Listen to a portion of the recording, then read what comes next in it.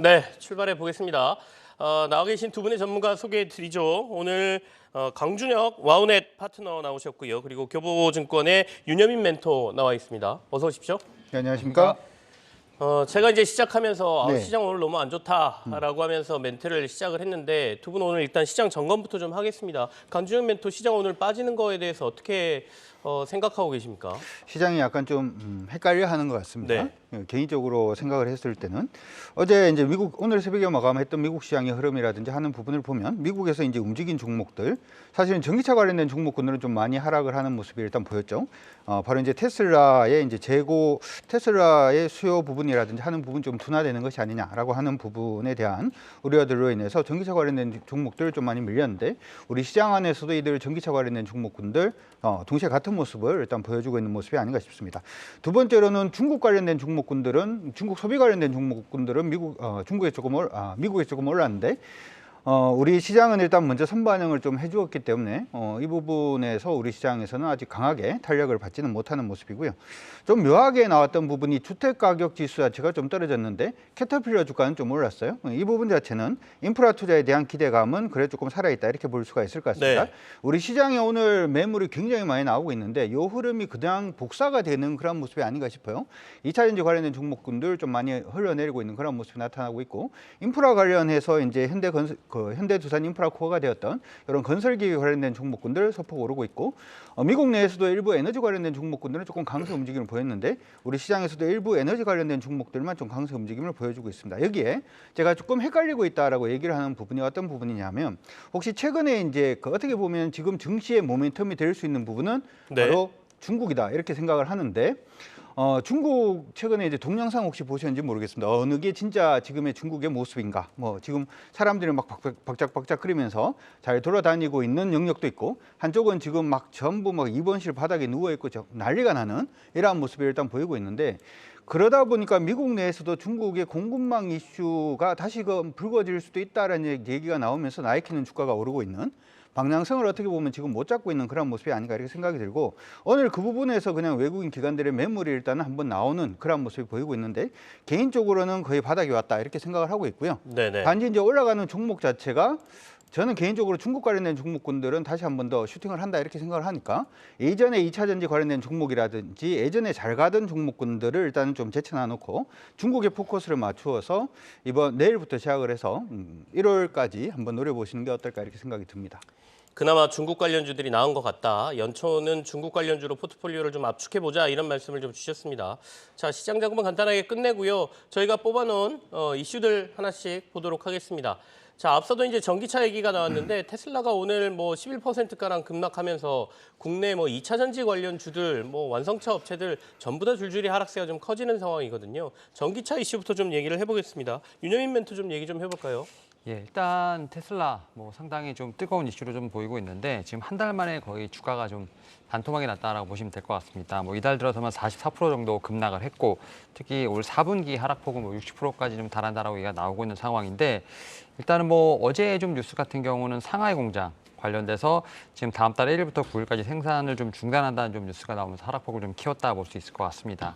물론 이제 머스크가 지난 19일 날 이제 앞으로 2년간 테슬라 모의 주식 팔지 않겠다고 공언을 했습니다만 어떤 이 주가의 하락을 좀 막지는 못한다라고 볼 수 있을 것 같고 이러한 측면에서 이제 우리나라 지금 이제 관련된 종목들 이 자동차를부터 필두로 해서 2차전지 쪽 상당히 좀 많이 흘러내리고 있다라고 볼 수 있을 것 같습니다. 그런 측면에서 지금 이제 배당락 관련된 부분과 함께 좀 같이 좀 흘러내리고 있는데 일단 좀 내년에 좀 상황을 봐야 되지 않을까 좀 생각을 하고 있는데 어차피 이번 주는 이제 내일이 마감이라 본다고 한다면 내년 같은 경우 경기 침체가 분명히 예고돼 있는 상황이고 대부분에서 지금 산업에 좀 투자 축소 예고가 돼 있는 상황인데 그러한 측면에서 봤을 때 좀 투자를 늘리면서 어떻게 보면 공격적으로 지금 산업 분야를 키우는 이제 분야가 2개 정도 있습니다. 바로 2차 전지랑 에너지 분야라고 보시면 될 것 같은데 결국 이제 투자를 한다는 것 자체는 성장이라든지 실적을 의미한다 볼 수 있을 것 같고 그러한 측면에서 분명히 내년에 약세장이 펼쳐진다 하더라도 분명히 주도주는 나오지 않을까라는 생각을 하고 있는 상황에서 저는 2차 전지가 그 가운데서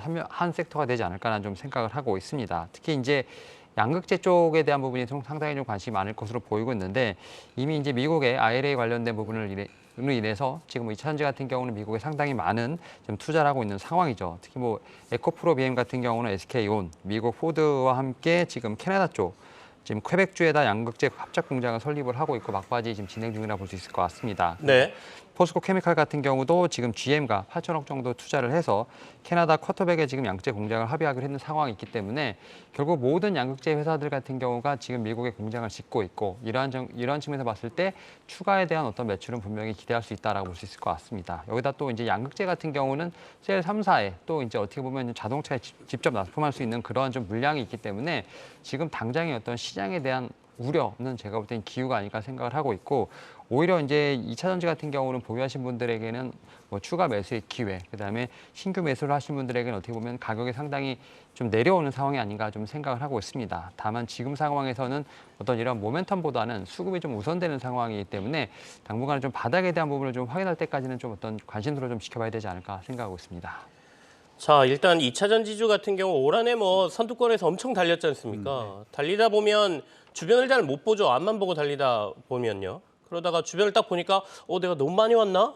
그러면서 지금 쉬어가는 모습이라고 우리가 이제 뭐 이해를 한다고 치면, 근데 이게 쉬는 게 너무 쉬다 보면 뭐 역전을 당하거나 아니면 아예 뒤쳐져서 결국엔 동력을 잃어버리지 않겠느냐는 걱정이 생기는 거거든요.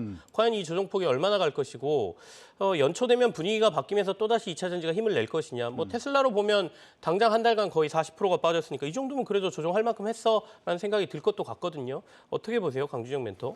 저는 일단 날 따뜻해지면은 뭐 좀 괜찮지 않을까 이런 생각도 일단 해봅니다. 날이 따뜻해지려면 봄 지나야 되지 예, 않습니까? 저는 일단은 따뜻해지기 전까지는 조금 조심하는 게 그러니까 1분기까지는 조정이 예. 계속될 것 같다. 왜 그렇게 말씀을 해드리냐면 최근에 이제 나오는 이슈들이 어떻게 보면 테슬라의 어떤 상하이 공장의 중단이라든지 하는 부분이 이것도 약간 좀 헷갈리죠. 중국은 일단 위드 코로나라고 하고 있는 그런 상황이기 때문에 공장을 이렇게 계속 공장 세워놓는 부분 자체가 연장될 이유도 전혀 없는 걸 일단 생각을 해볼 수가 있는데 그럼에도 불구하고 일단은 그렇기 때문에 이 상하이 공장의 어떤 가동 중단이라든지 하는 부분의 이슈가 네. 어떻게 보면은 테슬라가 지금 그 중국의 코로나 때문에 지금 중단이 된 건지 아니면 테슬라가 물건이 잘 안 팔릴 것 같으니까 일단 공장 가동률, 재고 부분을 좀 줄이기 위한 어떤 흐름인 건지 이런 부분도 한번 생각을 해볼 수가 있는데 최근에 얘기가 나오는 부분을 보면 테슬라 딜러들이 가지고 있는 재고 물량 자체가 굉장히 좀 많아지고 있다 이런 얘기가 일단 나오고 있습니다. 여기에 일단은 테슬라가 가격 인하라든지 하는 부분, 캐나다하고 미국입니다만은 이러한 부분도 일단 얘기가 나오고 있는 그런 상황이죠. 여기 하나 더 생각을 해본다면 전기차를 아마 타시는 분들은 알고 계시리라 생각이 드는데 겨울이 되면은 연비가 반으로 거의 떨어집니다. 네. 그러니까 겨울철 같은 경우에는 이게 어떻게 보면 전기차를 사기에는 약간 좀 애매한 시즌 자체가 겨울이 아닌가 이렇게 또 생각을 하고 있고요. 최근에 이제 유럽에서 계속 얘기가 한 번씩 나오는 부분이 전기 부분, 전기 사용, LNG를 이제 태워서 전기를 만드는데 이 전기를 많이 쓰게 되면은 LNG가 약간 좀 애매해질 수가 있기 때문에 전기차 충전이라든지 하는 부분에 대한 우려들, 이러한 부분들도 일단 같이 섞여 있는 부분이기 때문에 제가 생각을 할 때는 2차 전지는 반드시 날 따뜻해지면은 살아난다 이렇게 생각은 하고 있고요. 두 번째로는 지금 부분에 그냥 밀린다라고 해서 공격적으로 대응하기보다는 방금 전에 말씀해드렸던 중국 소비 관련된 종목이라든지 네. 아니면 그냥 인프라 관련된 종목으로 여러분들 조금 더 관심을 가지시는 게 어떨까 싶습니다. 당분간 조정이 좀 될 것 같다. 특히 계절적인 요인도 좀 있는 것 같다는 네. 말씀이세요.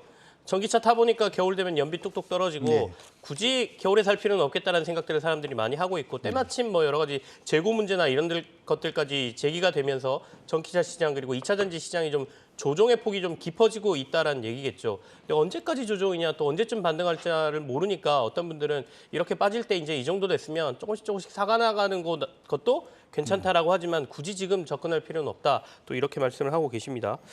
자, 2차 전지 여기서 마무리를 하고요. 다음 이슈로 넘어가겠습니다. 다음 이슈는 배당락. 그러니까 앞서 제가 이제 시작하면서 오늘 금융사들, 금융지주 회사들 너무 낙폭이 큽니다라고 말씀을 드렸는데 거기에는 이제 배당락까지 포함되어 있는 거죠. 저희가 이제 고배당주 하면 대표적으로 금융회사들, 특히 금융지주 회사들 저희가 주목하고 있었는데 오늘 배당락까지 더해지면서 낙폭이 좀 큰 상황입니다. 이거는 윤여민 멘토부터 얘기할게요. 일단은 이제 시장이 워낙 좀 힘든 상황, 좀 조정이 많이 나오다 보니까 이제 배당에 대한 부분이 어떻게 보면 좀 대안주로 좀 떠올랐다라고 보시면 될 것 같고 이제 어제는 이미 끝나긴 했습니다만 어제까지 좀 배당 수익률이 높은 종목들에 대한 분명히 곡석가리가 있었다라고 보시면 될 것 같습니다. 뭐 이제 제가 조사한 바로는 뭐 B&K 금융지주라든지 뭐 금호건설, 효성, DGB 금융지주 같은 경우는 8% 이상의 배당 수익률을 준다라고 좀 얘기가 나온 상황이기 때문에 오히려 이제 배당에 대한 부분을 이제 노리고 들어가신 분들도 있을 거라고 좀 생각이 드는데 사실은 이제 이 배당주 막차를 타는 분들 같은 경우는 사실은 배당에 관련된 부분만 있는 거지 좀 시세 차익을 좀 얻긴 쉽지 않은 상황입니다. 결국 이제 배당주라 하더라도 시세 차익을 같이 얻으려면 오히려 조금은 좀 기간을 두고 한두 달 전에라도 미리 좀 매수를 하셔야 된다고 생각을 하고 있고 지금 상황에서 보게 된다고 하면 오늘 같은 경우 배당락이 어떻게 보면 이제 배당보다 더 많이 좀 빠지는 상황이기 때문에 네. 결국 이제 어떻게 보면 이제 좀 물을 타야 되나 뭐 이렇게 생각하시는 분들도 있지 않을까 좀 생각을 하고 있는데 오히려 이럴 때일수록 지금 매수하셨던 지금 배당 관련된 종목 중에서 결국 실적에 대한 부분을 좀 더 체크를 해보시는 게 어떨까라고 좀 생각을 하고 있습니다. 어떻게 되냐면 뭐 배당과 관련돼서 이제 배당금을 확대한다는 어떤 기조들은 어떻게 보면 기업들마다 조금씩 늘어나고 있다고 생각을 하고 있습니다. 특히 이제 이 배당에서 보게 된다고 하면 결국 이제 코리아 디스카운트 해소 같은 어떤 이러한 좀 문제들이 있다 보니까 배당을 확대하는 기업들이 있는데 이 가운데서 지금 이제 배당과 관련된 쪽이 좀 그러니까 어떻게 보면 승계라든지 이런 쪽과 엮이면서 좀 잡음이 나는 회사들이 좀 있다라고 보시면 될 것 같습니다. 뭐 특히 뭐 예를 들어 효성 같은 경우는 지금 이제 재계 관련돼서 지금 이제 그 어떻게 보면 이제 징여 네. 관련된 부분들, 지분 징여라든지 이런 부분들로 인해서 사실은 이제 대주주 또 집을 재벌가의 어떤 대주주의 어떤 그런 요건으로 해서 또 배당에 대한 차익을 또 노리는 그런 회사들도 있기 때문에 그러한 부분을 좀 분명히 옥석 가리기는 분명히 해야 되지 않을까 생각을 하고 있고 결국 그러한 측면에서 배당주 중에서도 무조건 배당을 많이 준다라는 측면보다는 오히려 실적에 대한 부분까지 같이 좀 겸비해서 좀 봐야 되지 네. 않을까 좀 생각을 하고 있고 그러한 측면에서 최근에 뭐 유동성 리스크도 상대적으로 있는 뭐 금융주주에 대한 부분들은 분명히 좀 주의를 해봐야 되지 않을까 좀 생각을 하고 있습니다. 참 배당락이라고만 얘기하기에는 오늘 낙폭이 너무 커서 야, 배당락 하는 날 이렇게까지 뺄 필요 있나 싶을 정도로 금융지주사들 빠지죠. 그리고 대표적인 고배당주가 또 메리츠 금융지주인데 메리츠 금융지주는 또 오늘 강보합이에요. 오늘 같은 날 강보합이거나 뭐 한 3%, 4% 오르면 느낌은 한 10% 급등하는 느낌 받을 것 같아요. 다른 데들 지금 뭐 7% 막 10%까지 빠지니까요. 우리 강주영 멘토께서는 오늘 배당락과 관련된 이슈들은 어떻게 해석하고 계세요? 이쪽도 아까 그 처음에 말씀드렸던 네. 시황관하고 같이 연결을 해보면 대충 답은 조금 보이지 않을까 싶습니다. 사실 이제 대부분 우리 시청자분들도 아시다시피 내년은 대부분 경기가 좀 침체될 가능성이 높다라고 하는 부분은 아마 알고 계실 거고 심지어 일각에서는 일단 금융권의 위기 자체가 일단은 발생을 할 수도 있다 뭐 이런 얘기들까지도 나오는 것 같습니다. 고배당 관련된 종목군들이라고 하면 기본적으로 이제 금융권이 좀 많죠. 그렇다는 얘기는 내년에 실적이 조금 둔화될 가능성, 그럼 주가는 오르기가 사실 좀 힘들겠네라고 하는 부분. 그러면은 소위 이제 펀드 매니저 입장에서는 이 종목을 일단 배당은 받았으니까 여기까지 일단 하고 그 다음에 이제는 단기적인 어떤 수익을 노릴 수 있는 방안으로 가기 위해서는 일정 부분의 현금 자체가 필요할 수밖에 없고요. 그러한 부분에서 일단은 매도가 좀 나오는 게 아닌가 이렇게 생각도 해볼 수 있을 것 같습니다. 배당 관련된 종목들 중에서 메리츠는 사실은 메리츠는 사실 이제 배당 이슈도 있습니다만은 시장 안에서는 어떻게 보면은 주주 친화적인 정책이라든지 하는 부분에 대한 이슈들도 조금 더 커져 있는 그런 상태이기 때문에 거기에 대한 기대감으로 오늘 강보합 좀 더 움직임을 보여주고 있는 것 같고 배당이 굉장히 센 종목들은 오늘 굉장히 좀 낙폭을 일단 키우고 있는데 네. 이렇게 생각을 하시는 게 어떨까 싶습니다. 저는 이제 배당으로 투자하는 거하고 여러분들이 매매로 들어오는 거는 완전히 개념 자체가 저는 다르다 이렇게 생각을 하는데 예를 들어서 뭐 배당이 한 8% 정도 배당을 받는 종목은 종목이 낙폭이 커지든 낙폭이 오르든 어떻게 보면은 그냥 8%의 현금 흐름 자체를 만약에 10년 동안 가지고 간다면 80% 정도 이익이 그냥 나는 거잖아요. 아무 짓도 안 해도. 네. 배당의 투자 자체는 원래 기본적인 구조 자체가 그런 식으로 가는 거기 때문에 내가 그런 식으로 투자를 할 거다라고 생각하시는 분들은 뭐 배당 좀 밀린다라고 해가지고 겁낼 거 없죠. 차라리 더 사도 저는 관계없다 이렇게 생각을 하고요. 그런 게 아니라 나는 매매 중심으로 계속 진행을 하는데 이번에 배당만 좀 먹으려고 들어왔다 이렇게 생각하시는 분들은 저는 차라리 지금 부분이라도 물량 일정 부분 줄이고 다음에 기관들이 붙는 쪽이 어느 쪽인지에 조금 더 관심을 가지시는 게 어떨까 이렇게 생각을 해봅니다. 알겠습니다. 또 배당주 좋아하시는 분들은 이 마지막에 또 배당받는 맛에 투자하시거든요. 근데 이제 오늘 배당락 겸 시장이 빠지고 있으니까 너무 낙폭이 커지다 보니까 배당주와 관련된 얘기를 저희가 조금 하고 있습니다. 자, 다음 이슈로 넘어가죠. 배당락과 관련돼서 급락하고 있는 종목들 저희가 점검을 했고요. 두 번째는 이제 양도세 관련돼서 이제 어제 그리고 그 전날 개인들의 매물이 좀 많이 쏟아졌죠. 아무래도 양도세 포탄을 피하기 위한 매물일 거다라고 해석은 하고 있습니다만은 시장 자체가 분위기가 안 좋기 때문에 연말에 좀 정리를 하고 가겠다라는 매물도 같이 좀 나온 것 같습니다. 이 세금과 관련된 이슈 같이 또 한번 얘기를 해보겠습니다. 이거는 윤여민 멘토부터 얘기하겠습니다.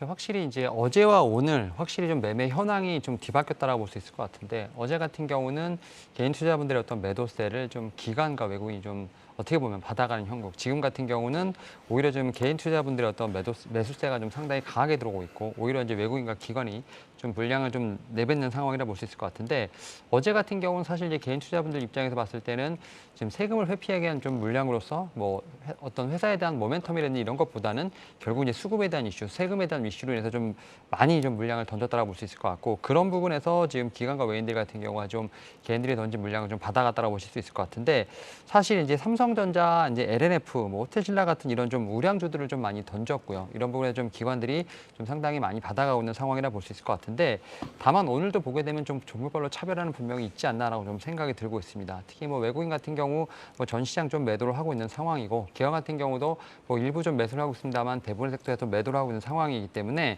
일단 뭐 우량주를 좀 담아냈다 하더라도 지금 약간 롤링을 하는 듯한 그런 모습이 좀 나온다라고 볼 수 있을 것 같고 결국 이제 이 다시 한번 지금 개인들의 매수세가 좀 들어오는 상황입니다만 결국 이제 우량주, 뭐 대형주를 산다고 하게 된다면 다음 주에부터 시작이 되는 좀 4분기 실적에 대한 부분을 좀 더 체크를 해보면서 다시 한번 좀 매수를 해보시는 게 어떨까라고 좀 생각이 들고 있습니다. 지금 네. 이제 삼성전자를 필두로 해서 이제 반도체 섹터, 뭐 2000이 섹터 지금 이제 결국 성적표가 나올 것으로 보이고 있기 때문에 결국 이제 실적에 대한 부분은 어느 정도 인지를 하고 있습니다만 그런 부분이 확인이 된다고 하고 좀 바닥에 대한 부분이 확인됐을 때 오히려 좀 매수를 하시는 게 어떨까 좀 생각을 하고 있고 물론 개인 투자분들 같은 경우도 12월에 좀 많이 매도를 하셨고 이제 다시 좀 들어오시는 상황이라 볼 수 있을 것 같은데 뭐 바로 지금 매수를 하시기보다는 오히려 좀 그런 모멘텀을 좀 체크를 해보시면서 매수를 좀 해보시는 게 어떨까라고 좀 말씀을 드려보도록 하겠습니다. 일단은 뭐 결과론으로 우리가 얘기하는 거고 시장에서 누군가 팔면 누군가 받아간 사람이 분명히 생기죠. 그러니까 개인이 많이 팔았다는 얘기는 개인 위에 다른 주체가 샀다는 얘기 아니겠습니까? 그러니까 당연히 개인이 양도세 매도 물량을 팔았다는 건 기관이 받아갔다 이런 공식하고도 연결되거든요. 근데 이제 언론들에서는 기관들이 양도세 매도 물량을 줍줍했다 뭐 이렇게들 쓰고는 있던데 보통 이런 얘기가 나오면 이 이벤트가 종료되고 나면 과도하게 하락한 종목들 좀 접근해 보는 건 어떻겠느냐 뭐 이런 전략들 얘기하거든요. 강주영 매토께서는 그런 전략에 대해서 어떻게 보세요? 저는 일단은 그렇게 생각하는 것 자체가 저는 조금 애매하지 않나 이렇게 생각이 들어요. 네. 왜냐하면 시장에서 이제 양도세 관련돼서 물량이 나왔다. 그래서 개인들이 많이 팔았다라는 얘기는 개인들이 시장가로 때렸다라는 얘기가 일단 될 거고 그래서 밑에 기관들이 받쳐놓고 있다가 지정가로 받쳐놓고 있다가 이걸 갖다가 사게 되었다라는 얘기로 통하는 거잖아요. 네네. 그러면은 양도세 매도 물량이 나올 때 시장의 방향성 자체는 아래로 그냥 꽂히는 게 맞겠죠. 근데 최근의 흐름 자체가 이제 그런 흐름 없이 오늘 차라리 더 세게 밀리고 있는 그런 모습이지. 뭐 시장은 평이하게 움직인다든지 혹은 한 이틀 정도 반등하는 구간에 개인들의 매도가 나왔던 부분에 대해서 양도세 매도 물량이 나왔다 이렇게 생각하기는 전 사실 좀 어렵지 않나 무리가 있다. 이렇게 네. 생각을 하고 있고요.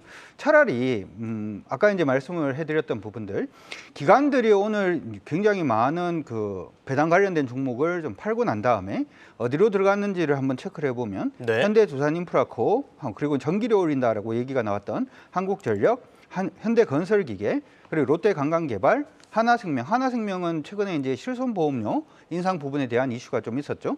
아니면은 GKL, 하나투어, 두산에너빌리티 이 부분은 원자력 관련해가지고 이제 정부의 코멘트가 있었기 때문에 제주항공이라든지 신세계 이쪽인데 제가 왜 이렇게 쭉 읊어드렸냐 하면은 딱 두 가지로 그냥 이게 어떻게 보면 주제가 만들어지죠. 뭐냐면 첫 번째 부분은 인프라 관련된 부분의 투자가 확대될 거다라고 하는 부분이 미국하고 우리 시장 안에서는 시장 크게 빠지는 그런 모습이 일단 보입니다만은 기관들이 오늘 강하게 매수를 하고 있는 부분은 인프라, 건설, 기계 관련된 종목들 가장 강하게 매수를 하고 있는 모습이고 두 번째 제가 중국 쪽에 조금 더 여러분들이 관심을 가지자 이렇게 말씀을 해드렸는데 롯데관광개발부터 시작을 해서 하나투어, GKL 제주항공이라든지 이런 종목군들은 중국 부분의 어떤 수요 확대라든지 하는 부분에 기대감이잖아요. 네. 그래서 기관들이 지금 담고 있는 부분이 딱 두 가지 인프라하고 중국 쪽으로만 지금 좋게 보고 있고 이쪽은 오늘 시장이 빠지고 있음에도 불구하고 주가가 굉장히 좀 강하게 움직이고 있다는 점을 생각을 해본다면 우리는 지금 고집을 저는 좀 고집을 버려야 되는 그런 시점이 아닌가라는 네네네. 생각이 들어요. 시장의 종목들이 바뀌면은 시장이 바뀌는 종목들 쪽으로 사지는 않는다라고 하더라도 관심 자체는 지금 돌리는 게 저는 필요하지 않을까 이렇게 생각이 듭니다. 말씀하신 대로 주식 양도세 부과 대상이 뭐 개별 종목당 대주주 요건이 10억 원 이상이지 않습니까? 네. 그걸로 보면 한 6천 명 된다 이렇게들 기사에서 얘기하거든요. 6천 명이 일부 지분을 판 게 개인의 매도 물량 뭐 몇 조 원대를 커버했다라는 거는 사실 좀 논리적으로 안 맞는 것 같고요. 최근에 시장이 안 좋다 보니까 개인들이 반등할 때 이제 매물을 좀 많이 내놨다 이렇게 전체적으로 저희가 해석하는 게 맞을 것 같은데 말씀하신 것처럼 시장은 조정을 받지만 기관들이 관심 갖는 거는 섹터가 딱 보인다. 하나가 인프라, 하나가 중국이다라고 말씀하셨거든요. 그럼 그 얘기를 그냥 저희 조금 더 해보죠. 윤여민 FP께서는 비슷한 의견을 갖고 계세요? 지금 시장에서 분위기가 좋은 거는 인프라하고 중국이다 맞아요?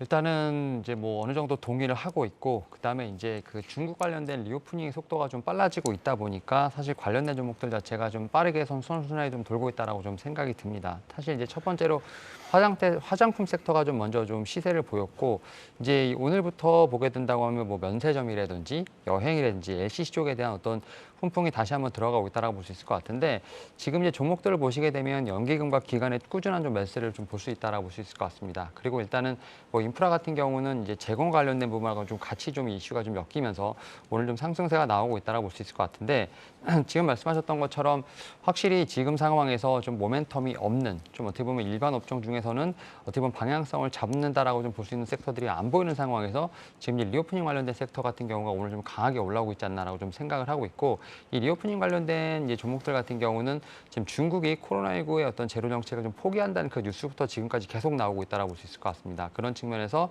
지금 이번 주 그래도 이제 다음 주 1월까지는 그래도 어느 정도 이런 모멘텀을 가져가지 않을까 좀 생각을 하고 있는데 다만 이제 중국의 이슈 같은 경우는 약간 양면성이 있지 않을까라는 좀 생각도 하고 있습니다. 특히 이제 이 지금 중국의 어떤 현황에 대해서 좀 부정적으로 또 보시는 분들도 있기 때문에 그런 측면에서 인플레를 다시 한번 자극할 수도 있지 않느냐라는 좀 얘기는 하고 있습니다만 지금 상황에서 오히려 모멘텀보다는 수급에 대한 플레이가 좀 많이 일어나는 상황에서 지금 중국 관련된 종목들의 어떤 수급은 상당히 좋다라고 볼 수 있을 것 같고 특히 이제 오늘 같은 경우는 이제 미용이라든지 헬스케어 쪽까지도 지금 같이 좀 시세가 나오는 상황이기 때문에 중국 관련된 종목들 같은 경우는 좀 그 확장성이 좀 있다라고 좀 보시면 네. 될 것 같습니다. 그리고 이러한 종목들 같은 경우는 오히려 제가 볼 때는 이제 지금 상황에서 우리가 좀 얘기하고 있는 성장주와는 약간 좀 궤를 좀 달리하고 있는 부분이 있기 때문에 네. 그런 측면에서 수급이 좀 들어가고 있지 않나라고 좀 생각을 하고 있습니다.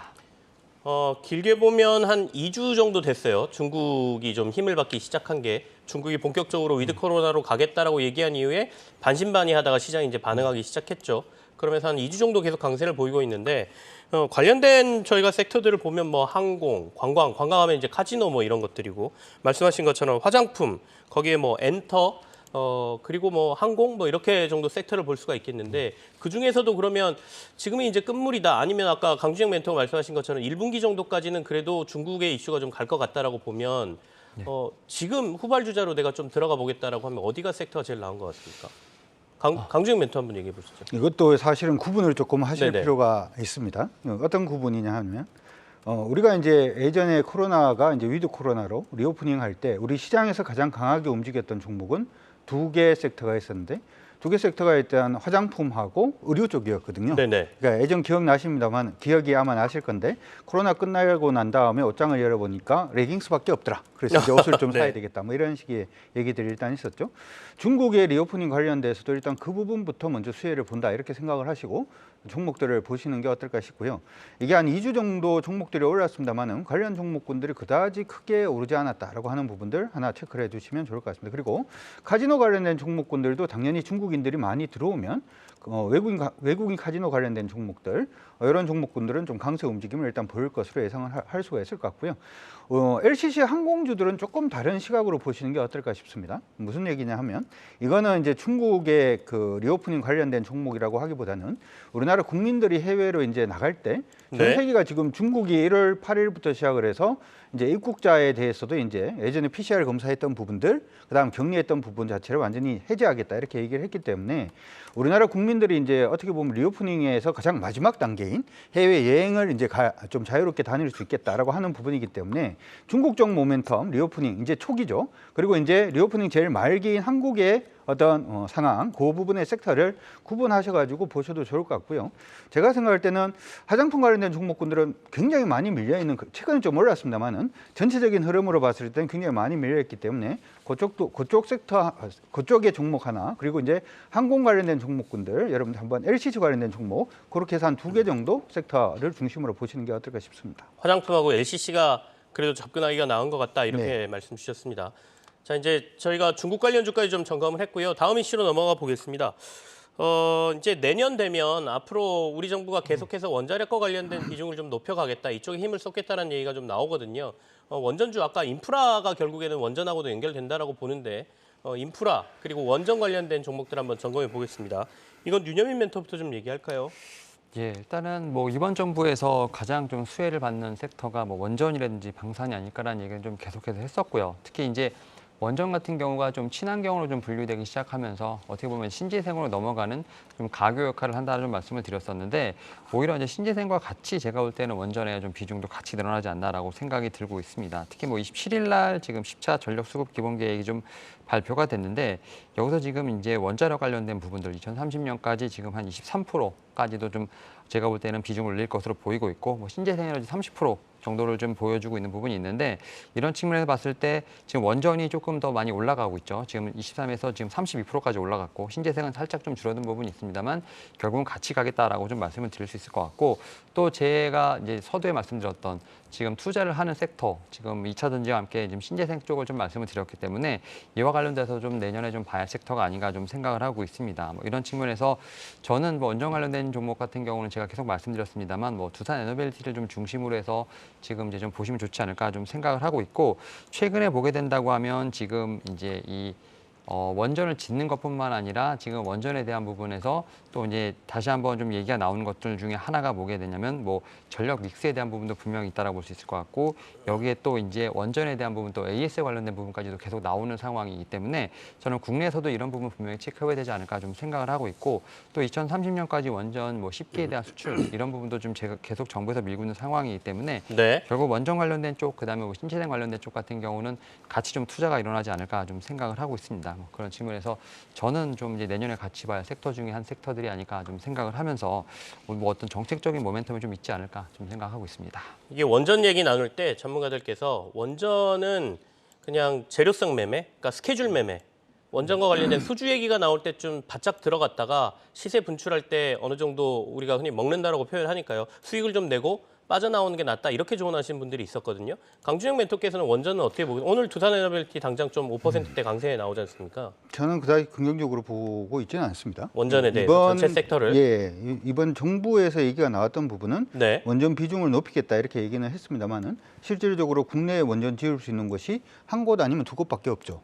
그리고 이제 국내 우리나라가 그러면은 원전 밀도가 굉장히 높은 나라이기 때문에 이미 원전 지을 수 있는 데는 거의 다 지었다 이렇게도 생각을 해볼 수가 있을 것 같고, 원전은 우리 동네에 들어온다라고 얘기를 하면 풍력이라든지 태양광보다 굉장히 반발이 좀 당연히 심하겠죠. 그렇기 때문에 이 부분의 사업 부분을 이게 그 탄소 국경세하고 연계해서 생각을 해보면 2028년도까지 이게 소위 석탄 화력 발전이라든지 LNG는 뭐 청정 그린 텍스노미 안에 들어가니까 석탄 화력 발전이라든지 하는 부분으로 인해 가지고 만들어지는 이산화탄소를 어떻게 줄일 것인가라고 하는 부분에서 실질적으로 효과가 있을까라고 하는 부분은 저도 물음표가 하나 있고요. 차라리 원전을 보신다면 두 가지 한번 연계해서 생각을 해볼 수가 있을 것 같은데, 첫 번째 부분은 네. 정부에서 요즘 계속 얘기가 나오는 부분이 원전 얘기를 하면서 수소하고 계속 연계를 하겠다 뭐 이런 얘기들이 굉장히 많이 나옵니다. 그러니까 두산 에너빌리티 같은 경우에도 이제 국책 사업으로 SMR 플러스 수소 뭐 이런 식으로 이제 포맷을 잡아가는 그런 모습들이 일단 보이고 있고, 사실 정책 관련된 얘기가 나오면서 원전 관련된 종목군들도 조금 움직이고는 있습니다만은 수소 관련돼서 두산 피오셀이라든지 범한 피오셀 같은 종목군들이 오늘 묘하게 같이 움직이고 있는 모습들도 일단 나타나고 있죠. 그래서 저는 차라리 여러분들이 원전 얘기가 나올 때 정부에서 요즘 정책의 얘기가 나와도 자꾸 원전 플러스 수소라고 하는 부분에서 얘기가 나오는데, 원전은 제가 생각할 때 정책 가시성 자체가 개인적으로 좀 낮지 않나. 동유럽 같은 경우에는 러시아 부분을 사용을 한다든지 아니면 프랑스 쪽에 어떤 설계라든지 하는 부분에 들어갈 가능성이 높고, 아니면 그냥 SMR 가능성이 차라리 높기 때문에 수출하기도 저는 개인적으로 좀 쉽지는 않다 이렇게 생각을 합니다.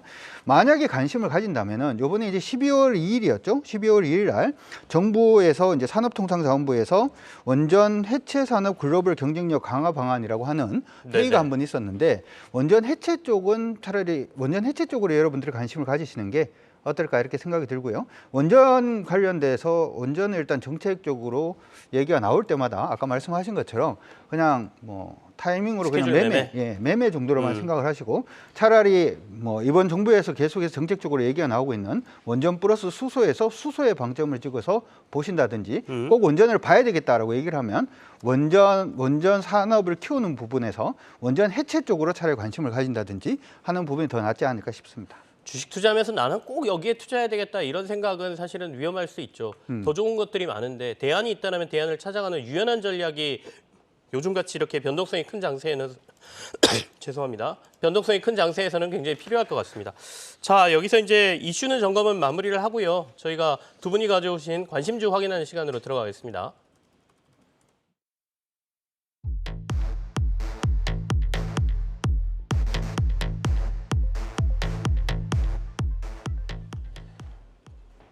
네, 가져오신 관심주 확인해 보겠습니다. 먼저 강준영 멘토 오늘 현대일렉트릭 미 지위와 해상풍력 파트너를 체결했다. 이 부분 좀 같이 점검해 보고요. 그리고 하나투어 가져오셨네요. 리오프닝과 관련된 연기금이 사랑한 리오프닝주 윤여민 멘토의 하나투어까지 같이 확인하겠습니다. 먼저 현대일렉트릭부터 얘기 듣겠습니다. 예, 일단 가장 우리가 주목을 해야 되는 부분은 이산화탄소 배출 부분이 가장 많은 나라들 중에 하나인 미국이 일단은 이제 신재생 에너지에 관심을 가지기 시작을 했고 이러한 부분에서 미국 내 전력 사업 중에서 선두주자라고 할 수 있는 지위가 일단은 현대일렉트릭하고 뭔가 풍력 사업, 신재생 에너지 부분의 사업을 시작했다. 이제부터 미국은 어떻게 보면 신재생 에너지가 스타트이기 때문에 이 스타트에서 현대일렉트릭이 같이 한다라는 점 이러한 부분을 일단 생각을 해본다면 현대일렉트릭 같은 경우에는 장기적으로 여러분들이 한번 볼 수 있는 그러한 종목이 아닌가 이렇게 생각이 들고요. 두 번째, 저번에도 제가 그런 얘기를 한번 해드린 것 같은데 우리나라 이제 풍력 발전할 수 있는 풍력 발전 용량 자체가 사실 지금 원자력하고 같거든요. 원자력 같은데 기본적으로 수율 자체가 소위 말해서 효율이 풍력은 바람 불 때만 이게 풍력이 발생을 하다 보니까 효율 자체는 원자력이 20%밖에 되지 않는다 이런 얘기가 많이 나오고 있습니다. 그러면 지금부터 시작해서 전기가 부족해지는 부분에서는 풍력 단지를 더 만든다라고 하는 부분도 일단 방안이 될 수도 있습니다만은 거기서 만들어지는 전기를 어떻게 효율적으로 이걸 사용을 할 수 있을까라고 하는 부분에 시장 관심이 내년에는 좀 많이 몰리지 않을까 이렇게 생각이 들고 이 부분은 어떻게 보면 스마트 그리드라든지 하는 부분으로 우리가 생각을 해볼 수가 있고 대표적인 종목으로 그 부분에서도 현대일렉트릭이 들어가기 때문에 여러분들 현대일렉트릭 관심을 한번 가져보시는 게 어떨까 싶고요. 목표는 1차로 한 55,000원 정도, 이탈가는 39,700원 제시해드리도록 하겠습니다. 현대일렉트릭 좀 많이 올랐다라고 생각하시는 분들이 계시는데 여기서 목표가를 55,000원까지도 좀 더 봐도 되겠다 이런 말씀이십니다. 자, 윤여민 멘토 종목 듣겠습니다. 예, 일단 이 종목 지금 뭐 리오프닝 관련된 종목이라 볼 수 있을 것 같고 이제 앞에서 언급드려서 화장품 섹터를 좀 따라갈 수 있는 종목이 아닐까 생각을 하고 있는데 일단 뭐 부지에서 봤듯이 지금 12월 달에 연기금이 지금 하루도 빼놓지 않고 좀 매수를 하고 있는 종목이라 볼 수 있을 것 같습니다. 특히 일단 이 회사 같은 경우는 지금 상당히 지금 코로나19 때 어려웠던 부분이 있습니다만 지난 10월부터 일본 관광객의 좀 공급이 조금씩 회복이 되면서 수요 회복이 좀 이루어지면서 지금 지난달 패키지 여행자 수가 조금씩은 좀 회복을 하고 있는 그래서 2019년 대비해서 한 25% 정도 좀 회복을 했다 볼 수 있을 것 같고 특히 이제 국토교통부에서 좀 이제 발표가 나왔는데 지금 일본 기준으로 내년 1분기까지 87%의 공급이 좀 회복된다는 측면에서 봤을 때 뭐 내년 1분기가 어느 정도 그 마지노선이 되면서 결국 내년 2분기 하반기에는 분명히 패키지 관련 쪽에서도 지금 수요 회복이 나오지 않을까라는 예상을 하고 있습니다. 여기에 또 이제 중국의 리오프닝 속도 상당히 빨라지고 있는데요. 이 동사 같은 경우 지금 중국의 매출이 2019년 기준에서 한 13% 정도 되는 상황인데 지금 이제 리오프닝 정책에 대한 부분들로 인해서 이러한 좀 변화가 감지가 된다고 하면 내년 하반기쯤에 또 패키지 여행 수요가 좀 완벽하게 회복이 되지 않을까라는 좀 생각도 하고 있습니다. 결국 이제 일본향, 지금 이제 중국향의 어떤 매출 모멘텀이 충분히 있다라고 볼 수 있을 것 같고 또 이제 자본 잠식의 우려도 있었습니다만 지금 내년 2분기까지 출국자 수가 뭐 2019년 대비했을 때 한 70% 정도까지만 회복이 된다고 하면 뭐 패키지 여행에 대한 분명히 레버리지가 좀 존재할 것으로 보이고 있기 때문에 네네. 그런 측면에서 자본 잠식에 대한 우려, 2024년까지는 좀 안 해도 되지 않을까 좀 생각을 하고 있습니다. 뭐 지금 오늘 같은 경우는 4%대 올랐습니다만 여전히 좀 바닥권에 있다라고 좀 생각을 하고 있고요. 다만 좀 시장의 좀 변동성에 따라서 좀 목표가는 타이트하게 72,000원, 손절가는 53,000원으로 제시해드리도록 하겠습니다. 알겠습니다. 하나투어 리오프닝과 관련돼서 좀 관심 가져보자라는 얘기까지 들었습니다. 자, 두 분과는 여기서 오늘 마무리하죠. 강준혁 와운의 파트너 그리고 교보증권의 윤여민 멘토와 함께했습니다. 두 분 감사합니다. 고맙습니다.